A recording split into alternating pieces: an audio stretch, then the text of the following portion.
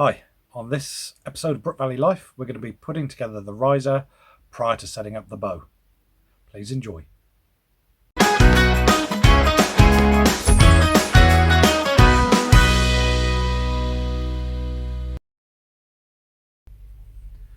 So what I'm going to do for you now, I'm going to put together all the bits that go on to this riser, and I'm going to start using this riser to get myself back up in the poundage, because the limbs I've got, the smallest or the lightest limbs I've got are 28 pound.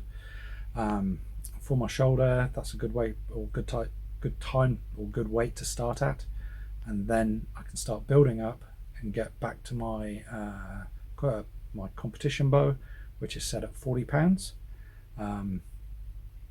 So what I'll do is I will just move on to my table here and start putting things together, and by that I mean an arrow rest, a button, and a clicker as well.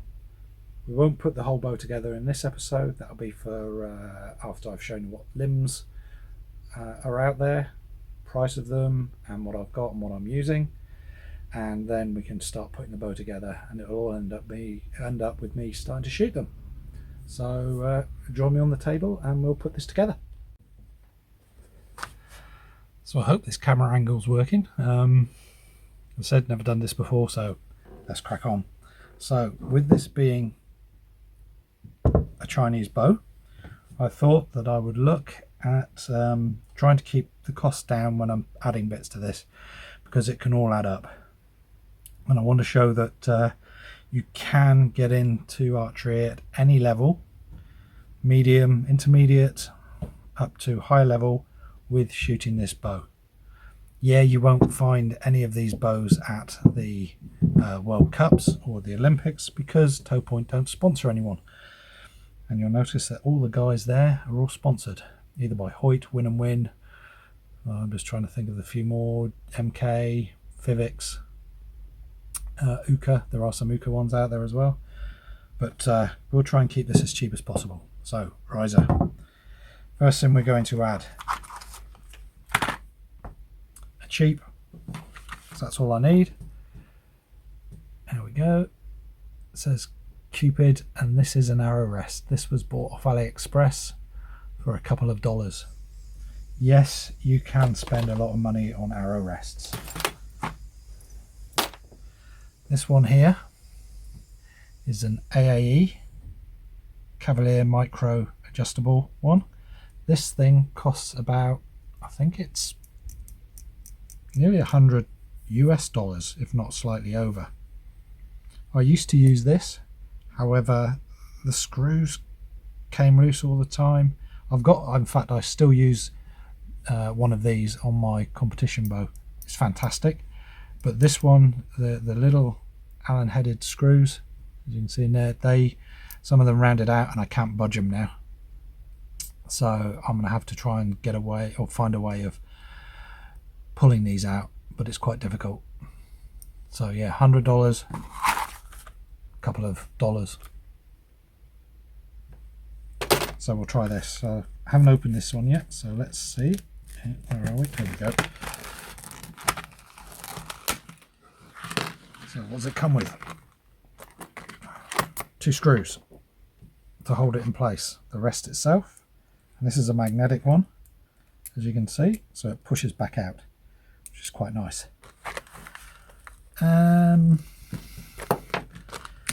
Couple of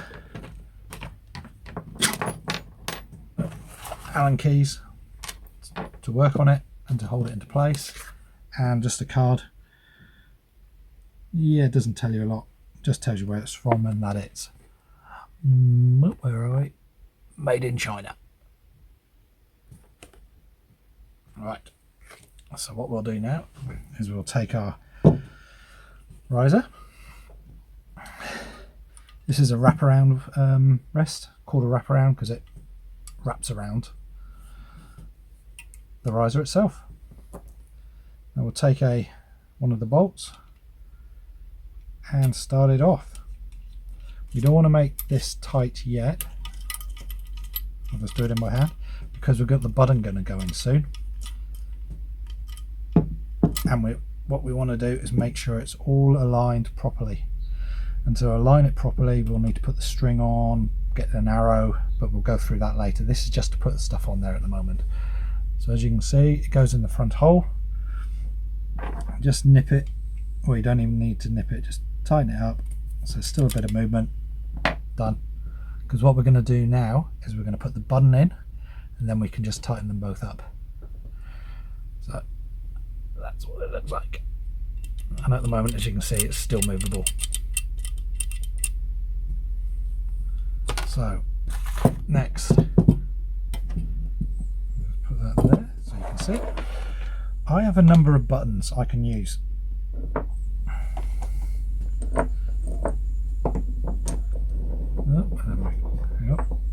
And I bought these a while ago. These two are Shibuya DX buttons. Now, excuse me, they aren't the top of the range, but they're very, very good buttons. Spring loaded, they come with different springs. And what a button does, sorry, so you can see it. This goes through the riser and your arrow rests against it. Now when you shoot your bow, as soon as you let go of the string at full draw, it compresses the arrow and the arrow bends. It happens all the time, there's nothing you can do, it's called Archer's paradox. What this does, it resists the bend to stop the arrow hitting the riser. So you need to make sure that this is pushed out far enough, which is called center shot, and also stiff enough because this moves in and out, as you can see. Yeah, to resist that arrow pushing. If it's too hard and it won't push in, yeah, as the arrow bends, it'll push off and go to the left as you're looking at it. If it's too soft, it will squish straight in and it will go to the right. I think that's right anyway. Don't take my word from it, I'm not an expert. However, you need to get this in the right position. So this one is spring loaded. You can change the springs for the draw weight of the bow you're using to get it just perfect, and you can move it in and out by adjusting where this sits against the bow. So they're both the same, they're both Shibuya DX buttons. Now this one, I bought this one because I thought I'd give it a go. It is a, what is it? It's a Pro Magna. Let me show you. Focus, focus, focus, focus. It's a Pro Magna. This thing is magnetic. So it doesn't have a spring in it, it's got a magnet. And it pushes it in and out. Well, it puts resistance on it. Easy to adjust. You undo the screw and you can change the amount of magnetism in there that's forcing against it. So the more in it is, the more force there is. The further out it is, the less force there is. Yes, it's not the right colour. I'd like a green one or a purple one to go with it, but this will do for now. You'll find that a lot of people like having the same colour stuff. I'm like that as well, so you'll see on my competition bow. We'll use this for now. So what we do is we take our button, goes into the second hole, and all we do is screw it down and in. Because what we're going to do later, make sure that's fitting okay. Yeah, that's, as you can see, that's hard up against, oops, sorry. As you can see, that's hard up against the riser. We can lock it off once we set the center shot. And by center shot, it means how far this is out and how far the arrow is out. We will be adjusting where this is going as well, because we might want to take that back a bit, because we want that to come in flat against the riser when the arrow is shot, otherwise the arrow fletchings could hit it. But that's all fine tweaking. At the moment we're just putting the stuff on. So that's the arrow rest and the button on at the moment. Next thing I'm going to put on is clicker. Now you can get different clickers as well nowadays. You can get the metal ones. This is a biter one. and this is an Arctech. This is a carbon fibre one. When I first started, I never used these. Yeah, I just drew back, shot. Somehow I got the same draw length each time, so the arrows were hitting virtually in the same place, which was pretty good.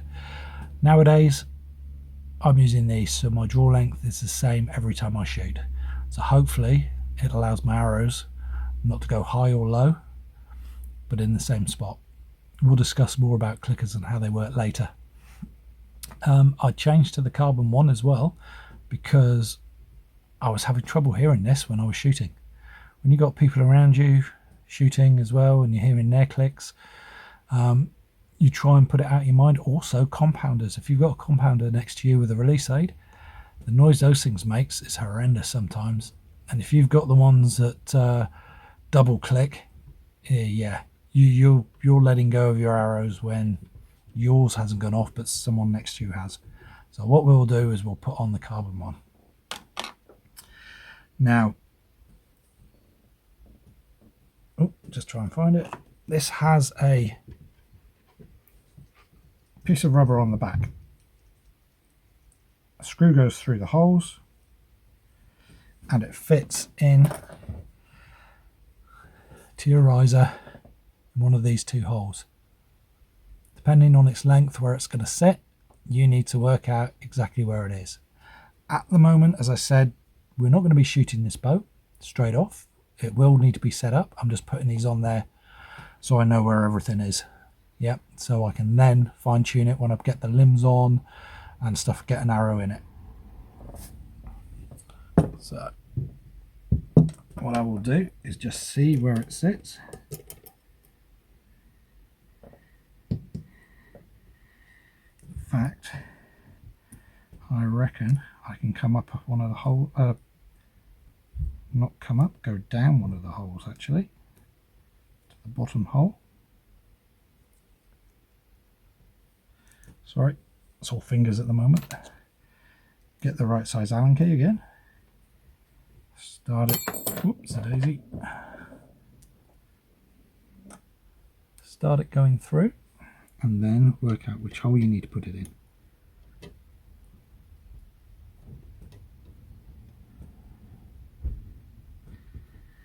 We'll start with that one. And all you do is you tighten it up.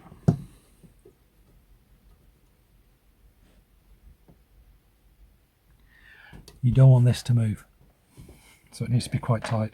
At the moment, as I said, we're just getting it on there so we can see what it looks like and know where everything is. So what happens is your arrow sits inside it. When you draw back and you get to a certain point, this will come forward, hit the riser, make a noise, you let go. I like the analogy of monkey see, monkey do, more like monkey hear, monkey do. You'll be surprised the number of people who have heard a click and let their bow go or let the string go. I've done it myself. But yeah, that's that on now. And the last thing I'm going to put on, let's go and grab it.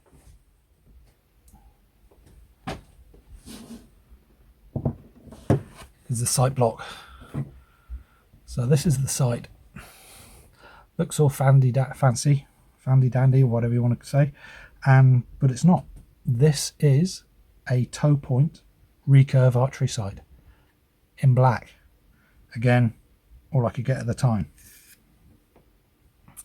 Yes, I have upgraded the sight pin, but this is a D-cut, again, Chinese. Everything here, apart from the clicker and the button, is all Chinese and all quite cheap, so pretty good. So how does this fit on? So this fits onto the side of the bow, the riser itself. And I need to get the right size Allen key, which I have somewhere.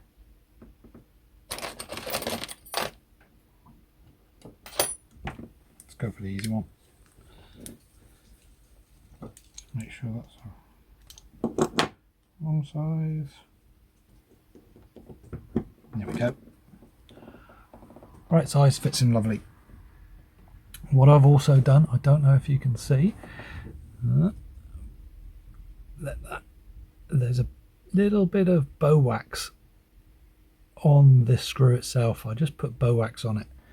In fact, if you give me a second,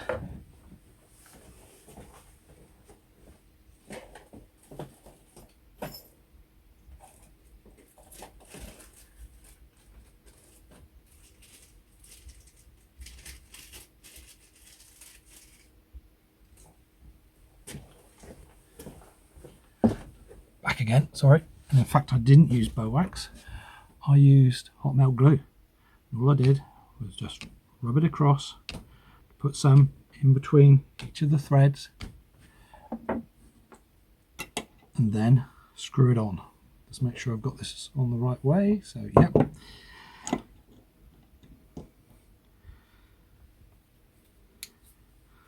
Fits in the hole, hopefully. And what that hot melt glue does is it dampens the vibration coming through the bow, so your sight will not come loose. Fingers crossed. Yes, it does happen sometimes, and no, there's not a lot you can do about it. So let's find out where the hole is. There it is. Looks slightly off center just because of the geometry, and by that I mean just the bend of the bow, the riser itself. Tighten that up.